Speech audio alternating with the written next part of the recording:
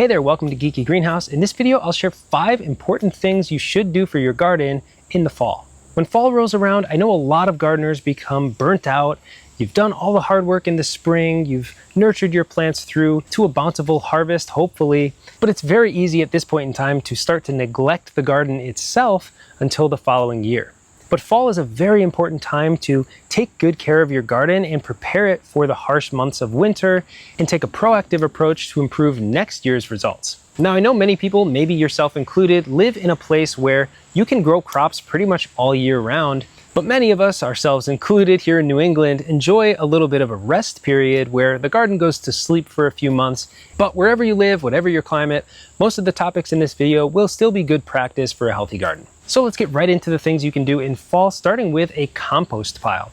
Fall is probably the best time of year to start a new compost pile because natural ingredients that go into a compost pile are so abundant. The number one barrier to starting a new compost pile is finding enough ingredients, those greens and browns, to put into the pile and make it large enough to work properly. So when you're pulling plants out of the garden, if they're healthy and they don't have any disease, they can be used as the nitrogen source, those green materials, in a new compost pile. Some other natural things that you can use are fallen leaves. If you live in an area with deciduous trees, those fallen leaves, once they've dried out, are a perfect brown material to go along with your fresh green foliage and other garden scraps. It is pretty important to avoid using those diseased materials because those can easily introduce those diseases back into your garden the following season, and those plants could become infected more quickly the following year. Those shredded leaves are not only good for compost, but you can also use them as a leaf mulch. So you can shred up the leaves that have fallen into your yard and throw them right onto your raised beds as a layer of natural mulch. One more thing to be aware of when starting a new compost pile is to avoid using your lawn clippings if you've used a weed and feed fertilizer. Those contain herbicides which kill plants, and you definitely don't want to introduce that into your garden.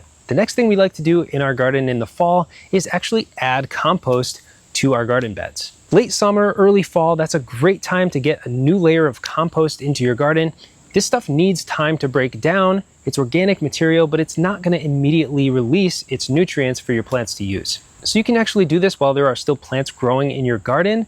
You can add a small layer, around an inch of compost is usually plenty to add to the surface of your bed. Not only does it, of course, add nutrients in the long run for your garden, but it's also a very important ingredient for healthy soil, helping feed the bacteria living in the soil, which ultimately leads to healthier plants. Unlike fertilizers, compost also adds structure to your soil, so it will help improve drainage and also nutrient retention in your soil. Just make sure when you're adding compost, if there is a layer of mulch in your garden, remove that mulch first, then add the compost directly to the soil surface. You can scratch it in a little bit if it's safe to do so, and then cover it back up with the mulch. Another great thing you can try doing for your home garden in fall is planting cover crops. This needs to be done after your gardens have been completely cleaned out, so you've removed all of the plants, and cover crops are sometimes called a green mulch or a living mulch. The winter months can be really harsh on your garden soil, so if it's not covered with anything, it can lead to erosion and nutrient depletion and structure deterioration. It's a really bad thing to leave your soil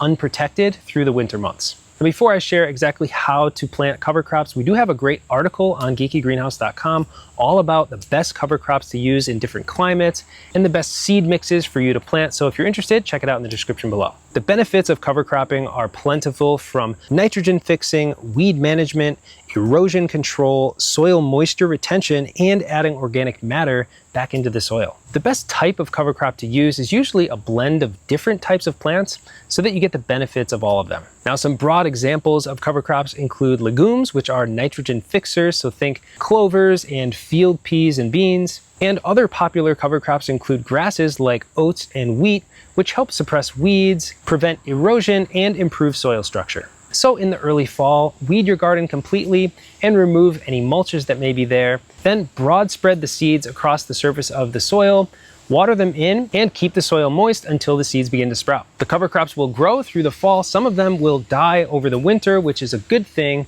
Or come early spring, you can cut the cover crops back just before they flower so they don't go to seed and become a weed problem themselves. So while we don't always cover crop our gardens, it is a great thing to do because soil likes having roots living in it. So while a nice thick layer of mulch is a great protectant over the winter, cover cropping is even better. The next thing you can do in your garden in fall is clean and sanitize all of your tools. This is something I think most people overlook, and you can do it in the spring before you get to work in the garden as well, but I like to get ahead of it and do it in the fall so that things are ready to go when we can get outside in the early spring. So to start off, you want to clean off any soil from the surface of your tools, things like shovels, spades, stakes, and any other support structures. And once they're cleaned of soil, you can go ahead and disinfect them. You can use a number of different products to do this.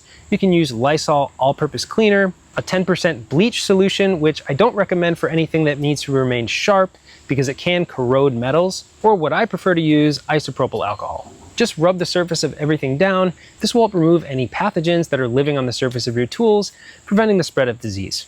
And don't forget to wash anything like your gloves in warm water to make sure they're clean as well. And the last thing I highly recommend doing in fall is reflecting on this year's successes and failures. What grew well in your garden? What didn't perform as well?